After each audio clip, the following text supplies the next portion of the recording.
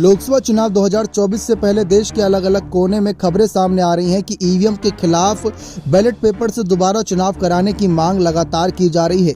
चुनाव आयोग जब इस मांग पर ज़्यादा गौर नहीं कर रहा तो सुप्रीम कोर्ट से लेकर राष्ट्रपति तक ये मामला भेजे जाने की वह बात उठा रही है। उन्होंने कहा है कि सुप्रीम कोर्ट को या तो इस मामले पर अपनी चुप्पी तोड़नी होगी या राष्ट्रपति को जो ज्ञापन सौंपा जा रहा है उस पर उनको कोई जवाब चाहिए।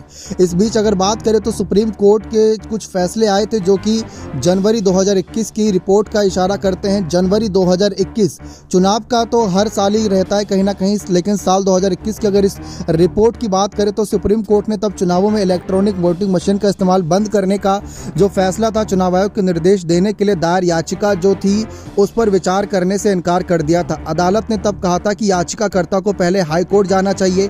तब चीफ जस्टिस एस.ए. बोबडे, न्यायमूर्ति ए.एस. बोपन्ना और न्यायमूर्ति वी. रामासुब्रमण्यम की पीठ चुनावों में मतपत्रों के माध्यम से मतदान के लिए दायर याचिका पर सुनवाई कर रही थी। उस समय चीफ जस्टिस ने कहा था कि कोर्ट पहले ही ईवीएम से संबंधित एक याचिका को खारिज कर चुका है।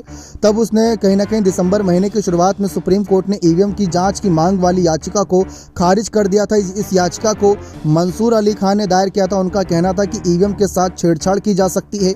याचिकाकर्ता ने मांग की कि चुनाव आयोग विशेषज्ञों की सहायता से और सुप्रीम कोर्ट या उच्च न्यायालय के सेवानिवृत्त न्यायाधीशों की देखरेख में ईवीएम से छेड़छाड़ करने की इजाजत दें।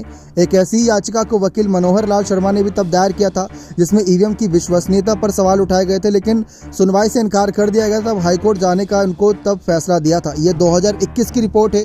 इसके बाद भी कई अलग अलग याचिकाएं दर्ज हुई हैं, लेकिन उनको भी खारिज किया गया अलग अलग कारणों की वजह से।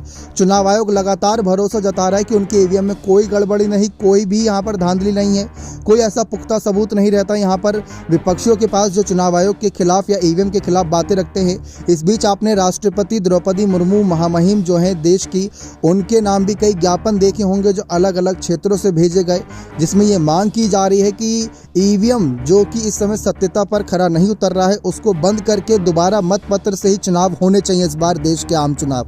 इसको लेकर कई जज, कई वकील सड़कों पर उतरे हुए हैं। लगातार आप उनके बयान सुन रहे होंगे, वह कैसे प्रदर्शन करके दिखाते हैं कि कैसे ईवीएम के साथ छेड़छाड़ की जा सकती है, वह भी सबूतों के साथ बताते हैं। लेकिन उन पर कितना यकीन किया जाए कितना नहीं, ये चुनाव आयोग साफ कहता है कि इन पर यकीन शायद अभी नहीं किया जा सकता क्योंकि उनकी मशीनें बिल्कुल सुरक्षित हैं।